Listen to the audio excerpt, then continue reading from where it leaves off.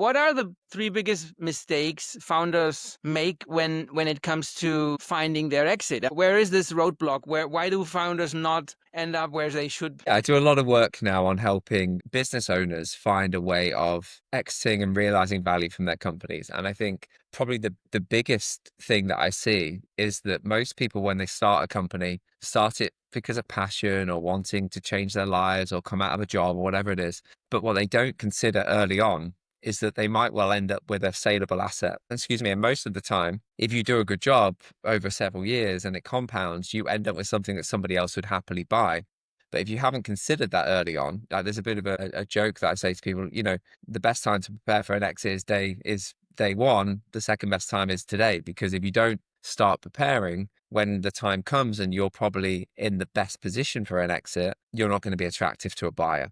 And then what tends to happen is the biggest problem I find is that when people are ready to exit, it's normally when they're burnt out, they're tired, they're not inspired by the business anymore, they're a bit bored, and they're trying to sell them for the wrong reasons rather than selling on a high when they would have been more energized and probably a better person to have pitched selling their business. And also, high energy and momentum is attractive to a buyer. So you want to sell at a peak, not at a trough. And I think that's the challenge. A lot of people that come to me, I say, look, we need to work for 12 months together to rebuild that momentum to a place where you're at a peak again. Because right now you're down here and then you're going to sell for a lower value than you could realize. Yeah. Yeah, because I think that at least with my company was one reason I think a lot of founders also don't prepare properly for that moment is because they identify themselves too much with the company. It's like, at least it was the case for me. It's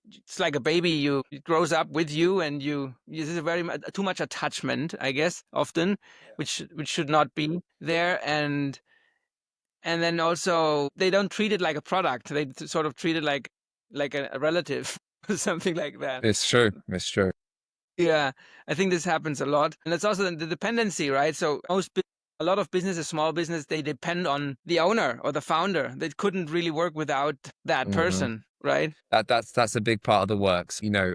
Most founders like to hold on quite tight because they want to make sure that things are operating and work, especially in a small business. If you're sub 50 people, founders still probably very involved typically. So building in a succession plan and a senior leadership plan and like making sure that there is something that's attractive to a buyer, because buyers are always looking for a de-risked situation. And you are, as the founder, probably the biggest risk to them. Because if you go today and you're connected to everything and still running everything, they obviously lose. So yeah, de-risking is the key. Okay, so how do you do that? I mean, let's say, assume we are in the early stages of our startup and we're not even at 50 employees. We're talking about, let's say, 5, right? So we're just Yeah, having, we've got a product, it's viable, we're selling, and it looks great, everything. So you said this is when I should start preparing for that start moment planning. already?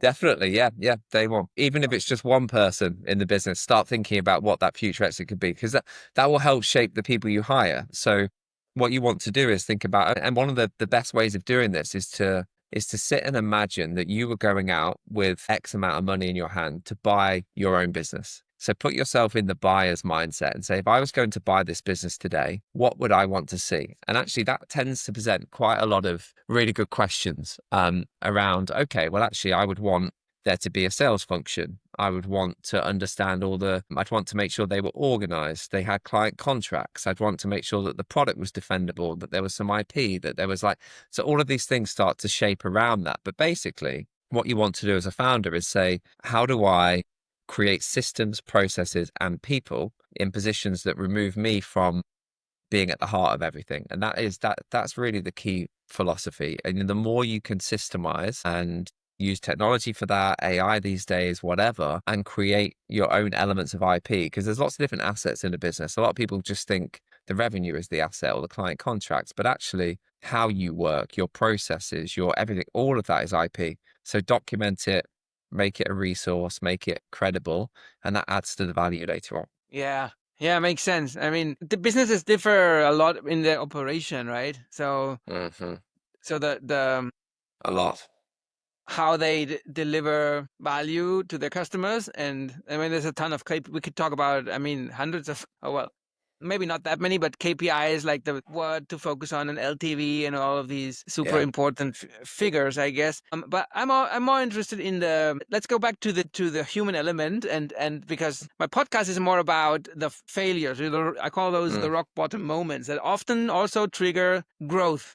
Because if mm, you're in a comfortable place all the time, I mean, things could go well for a long for years, but there's always, I mean, also the bigger companies, they all have like these moments where they're almost at the abyss, like when they lose they mm, could potentially lose everything. And so those are the moments that shape the founders and the decision makers, because they become, or they manage to overcome those moments, or they mm, don't, right? So mhm. what would be for you, like as a founder, like do you have, I guess you have worked with a ton of different personalities, right, and founders. So what is for you the number one skill that a founder has to have, or you should probably be go look for a job if you don't have it, Yeah, like yeah, yeah, yeah, yeah. No, this one is really easy, and I think it's the one word is resilience. So resilience.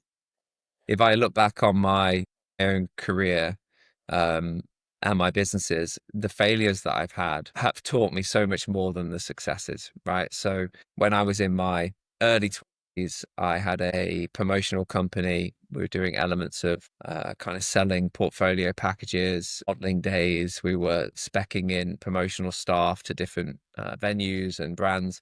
And it started pretty well. And, we were always running at a slight loss, but actually we're getting more and more work. And I saw the potential. So I took on quite a hefty loan. I think I was like a 50K loan at 21 or something.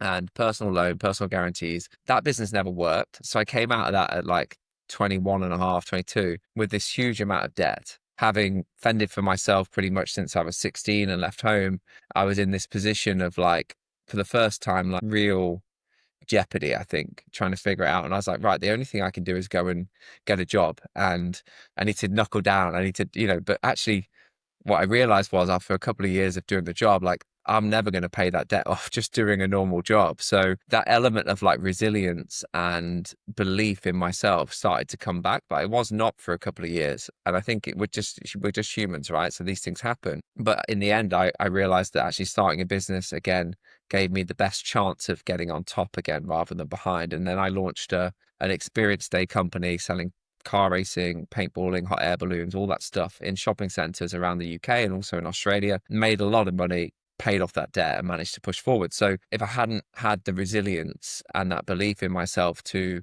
just try again, I've got so many friends. This is an example where they'll try a business or they think about trying a business for a long time. They have one go, doesn't work, they'll never do a business again. Like they're anti-business now, they're anti-entrepreneurship. And it's like, well, that's because they're not resilient enough, and they don't realize that actually you need those setbacks and you need those failures to be able to actually succeed in the long run. I think Yeah. the more you fail, the more you'll succeed. Yeah. How much do you agree with the following statement? Entrepreneurship is just personal development in disguise. I think it is. I mean, at the end of the day, we're just human, right? So whatever label you want to put on it, it is. It's about experience, growing, knowing what to do, what not to do. There's a reason that second and third time founders are more successful than first time founders. They have the experience. So Yes. yeah, Yeah, that's that's right. literally it. Yes.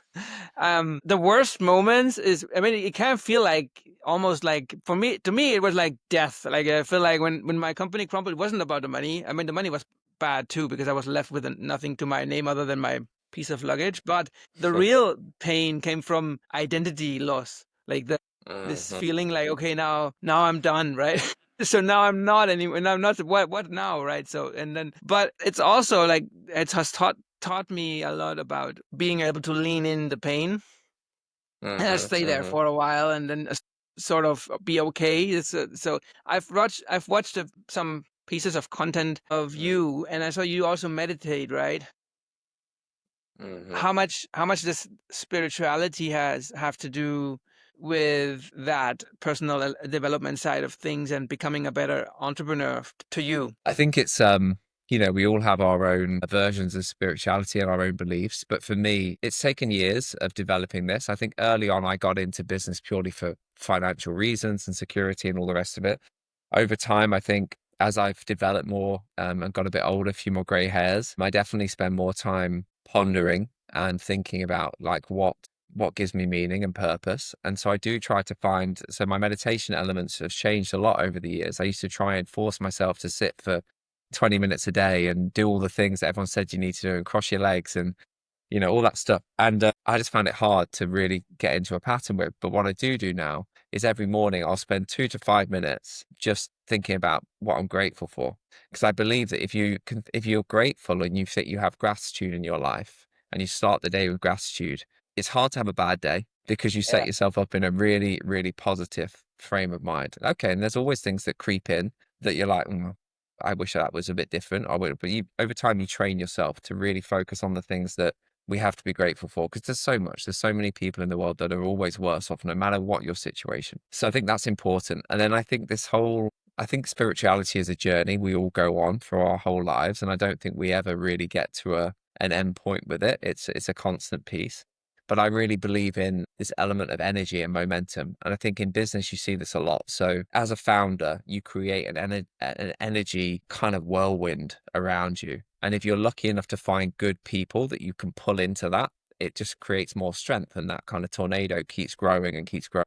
And that momentum then develops over time into something that pulls and attracts more clients, more staff, more success. But you need to be at the heart of that as the founder and creating that circle of energy. And I think it's a very fascinating topic. If you have a negative energy or you lose sight of that and you lose sight of momentum, or you often I see in businesses you splinter out and you try to do too many things at once rather than just focusing, you often can divert that away and it doesn't keep the strength of it. So actually things fall through the cracks and often that's when businesses don't work. So, yeah, I think energy, spirituality, all of those things play a big part in what I do and how I try to perceive the world now day to day.